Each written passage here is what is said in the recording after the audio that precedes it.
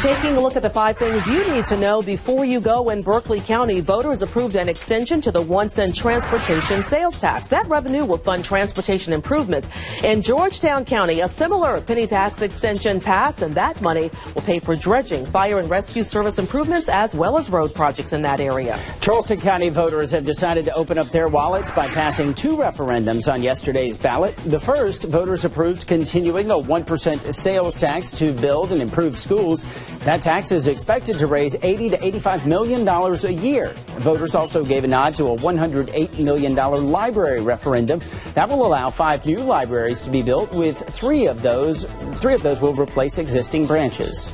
Republican Tim Scott going back to work in the U.S. Senate, making him the first black candidate to win a statewide race since just after the Civil War. Scott has served in the Senate since being appointed by Governor Haley in January 2013. His seat will be up for re-election for a full term in 2016. Scott beat Democratic Richland County Councilwoman Joyce Dickerson, who is also African American, and Joe Bassi of the upstart American Party. Governor Nikki Haley's been reelected and will continue another 4 years in office here in the Palmetto State. She beat out Democratic Senator Vincent Shaheen with 56% of the vote to his 41%. Haley said she's focused on strengthening the job force here in the state and reforming the state's education system.